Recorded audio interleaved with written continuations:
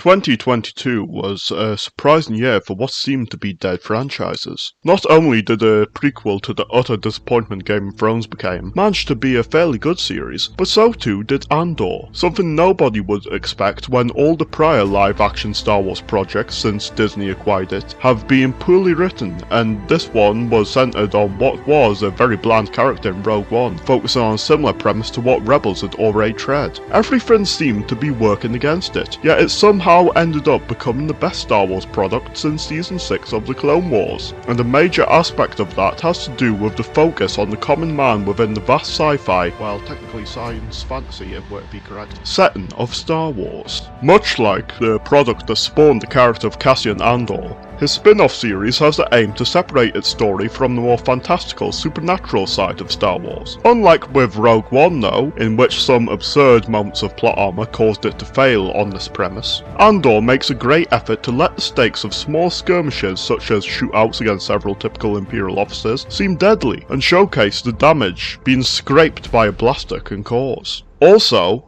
unlike with Rebels, in which the inconsistent and childish tone caused the Empire to seem overly incompetent at times, with the exception of Tarkin and Thrawn, and even the latter had some uncharacteristically incompetent moments towards the end. The Imperials in Andor, for the most part, are very competent and efficient in their methods. In particular, Dedra Meero, who also serves as an example of a Disney Star Wars product finally producing a female character designed to be assertive and intimidating that actually succeeds in the execution, without having to rely on pre-Disney characters, outside of Trilla from Jedi Fallen Order. It also does a great job in showing how the Rebellion, as well as the Empire's policies, as we know both, were brought about by a slow series of small incidents that piled up. Another point it succeeds in compared to Rogue One, Rebels, or even George Lucas's original saga is in the subtlety of the Empire's methodology and the moral ambiguity of both sides. The evil of the Empire in Andor is far less of the typical "we shall genocide the planet and keep them in line," and more so aspects closer to the more realistic political systems of sweeping incidents under the rug for appearances and bureaucracy, or letting the truly cruel actions of them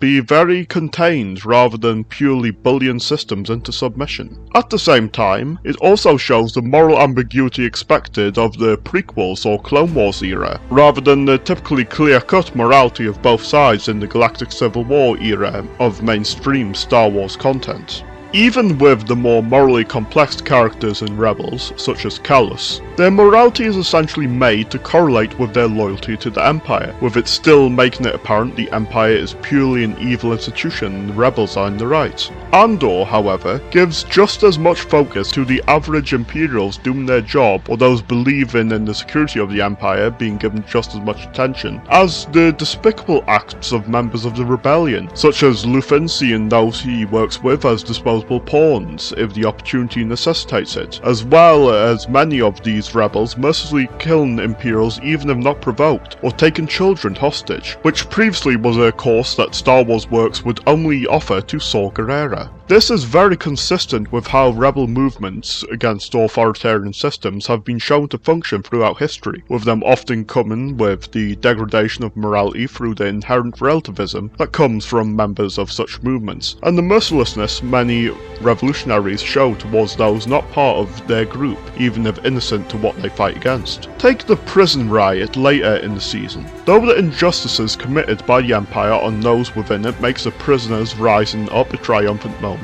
there would still be a genuinely despicable criminal amongst the prisoners for each unjustly imprisoned, and the shots of Imperials cowering in the dark akin to howless people hiding from an unstoppable threat in horror film. Also, in terms of the politics and complexity, I must say that the take on Mon Mothma being more assertive than her public persona as an answer to Palpatine's methodology and being forced to compromise many personal aspects for her cause is by far the best portrayal of her character that has ever been done in any Star Wars media. Despite all the praise for Andor, There is a sci-fi spin-off from a few decades ago that I'd say accomplishes similar core ideas even better and would be useful for those involved to learn from for future seasons. Mobile Suit Gundam is often considered by many to be Japan's answer to Star Wars, with both having similar ideas of a democracy fighting against an autocracy, with inspiration from the world wars within their most well-known eras, and the beam sabers of the mobile suits being directly inspired by lightsabers. It also chose to expand on elements of moral complexity and political corruption that Star Wars wouldn't do until the prequels, with it being established from the original series that there are corrupt degenerates in the Federation and noble idealists within Zeon. I'd also argue following entries of the franchise such as Zeta Gundam could have served as great sources of inspiration for how the Star Wars franchise could have taken the events occurring after Return of the Jedi, when it comes to plot hooks such as the Federation being corrupted from within to become the villains of the sequel series, and doing the equivalent with Star Wars would have resulted in sequels unfathomably better than the antithesis of coherent writing that we got instead. It's in the 1989 spin-off of Gundam entitled Mobile Suit Gundam 0080 War in the Pocket that we see many similar aspects to Andor. The Gundam franchise is no stranger to treading the moral greys that Andor focuses on, with War in the Pocket being one of its best displays of this,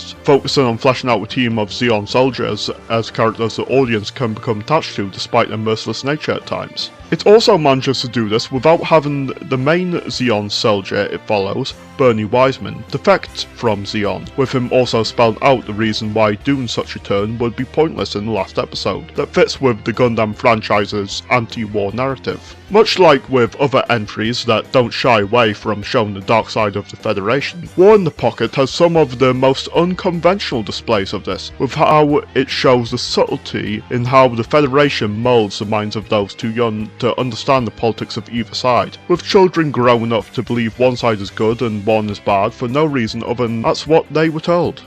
It explores the truth of many systems in which the perception of the average citizen will be influenced entirely by media biases, or those around them without an alternate opinion being either considered or allowed. These points of the children's perspective and the ramifications of any war are explored with very innovative aspects in War in the Pocket. The protagonist Alfred is a boy whose persuasion to help out and proudly side with Zeon on an important mission is influenced by both his experience in befriending Bernie and in viewing Zeon Zaku as cooler than the Federation's Jun. Though one side shows the wonderful nature of a child judging a person by their own actions rather than what labels they have as part of a faction, it also shows the danger of how childish perceptions of what they like can have dire consequences. This is something Andor also focuses on, with the sympathy towards individuals in the Empire that would be ignored by those watching the original trilogy and rooting for Luke Skywalker and the Rebels, due to them either being cooler or the focus of the story, with no thought being placed to the death of an average stormtrooper that may have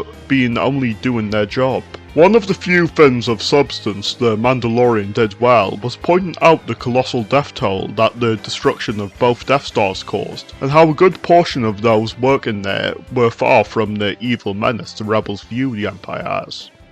I was on the Death Star. Do you know how many millions were killed on those bases? As the galaxy cheered, destroying your planet was a small price to pay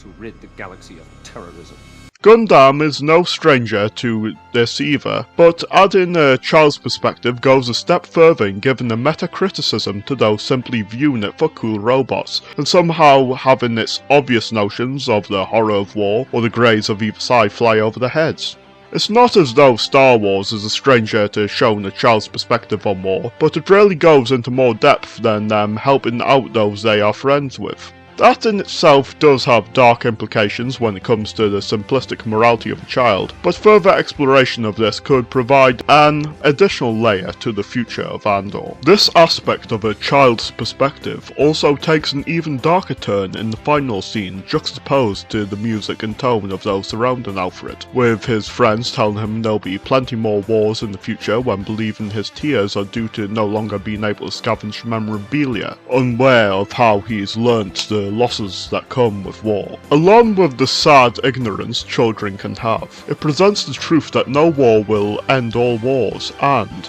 in the case of Gundam's Universal Century, they will only get worse in their scale and casualties. I'm less reminded of Andor by this, and more so of Jolie Bindo in Knights of the Old Republic, given a more mature take on this fort. The Sith are the greatest evil to hit the galaxy since, well, the Mandalorians. And they're the worst thing since Exar Kun, blah blah blah, etc, etc, etc. Look, everybody always figures the time they live in is the most epic, most important age to end all ages. But tyrants and heroes rise and fall, and historians sort out the pieces. Malak is a tyrant who should be stopped. If he conquers the galaxy, we're in for a couple of rough centuries. Eventually it'll come around again. But I'd rather not wait that long. So we do what we have to do, and we try to stop the Sith. But don't start thinking this war, your war, is more important than any other war just because you're in it. Not only is this an important lesson in general, but it's one we've had yet to see a Star Wars character echo well within one of the more mainstream eras of Star Wars. If the Empire is overthrown and the Republic restored, what then? No, we don't need that answer. This is doubly relevant to the narrative of the Galactic Civil War era, when the fall of the Republic and the rise of the Empire in the prequels clearly drew from the history of Rome as an inspiration, and that was very much a series of cycles and drastic changes in stability, rather than a static rise and fall. What is perhaps the most memorable and tragic aspect of this spin-off though, is its focus on how war forces conflict between those that would otherwise be amicable, best seen in how Bernie and Christina present clear attraction and the potential for a bright future together, but are forced to fight to the death in the last episode, with neither being the wiser on who they're facing. Even more so when the conflict Bernie instigated here lost its purpose when his reason for destroying the Gundam Alex before Zeon's Lieutenant Colonel Killin bombed the entire Side 6 colony to assure its destruction, instead had the turn of the fleet Killin ordered being intercepted and Alfred not getting to Bernie in time to tell him. These kind of tragic cases of conflict forced purely due to individuals being on opposite sides of war are something Andor has yet to do, though does have potential with directions that could be taken with Luthen's character going forward. Speaking of the Alex, War in the Pocket also presents how its story is not only a great standalone one of Gundam's Universal Century timeline, but an essential one. Had the Alex not been destroyed by Bernie, or had the Cyclops team somehow been stopped before evacuating the Alex from Earth being made a necessity by the Federation, then it being delivered to Amuro before Abawa Q would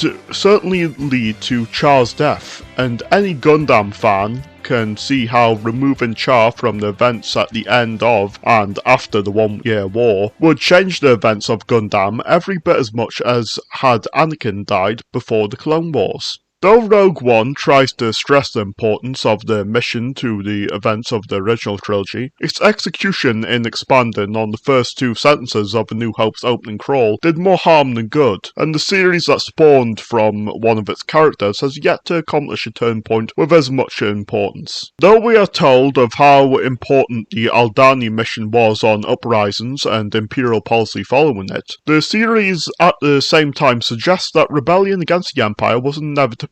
waiting to happen, which does undermine one of the 2 key events of Cassian on a galactic scale in this season. That said, though Andor's first season has done a good job in highlighting why it's a great addition to the Star Wars franchise, its second season will need to do something that shows it as being a necessary story in terms of Star Wars' big picture. Another aspect Andor has accomplished well, but has yet to do with the same level of merit as War in the Pocket, is in the importance of strategy against a stronger foe. Though we've seen a lot of planning to even the odds with Aldani and the prison, these were also cases in which the Empire's security and backup weren't as grand as it could have been. By comparison, the final episode of War in the Pocket has Bernie utilize a good plan to allow his Zaku 2 Kai to severely damage the Alex despite the difference in performance capabilities. I speak of this less so in how Andor could progress when given too great a victory to the rebellion would go against what has been blatantly said in New Hope, and more so to praise what was accomplished compared to the rest of the Gundam franchise here. Beyond a handful of exceptions, battles in Gundam's Universal Century are primarily decided by how powerful the mobile suit being piloted is, or how much new type capabilities its pilot has. War in the Pocket, showing this needn't be the case in the right situation, not only makes it stand out amongst Gundam entries, but provide a question to Andor in how could the series further defy preconceptions of the franchise going forward, while still respecting what has come before. Though a good series thus far,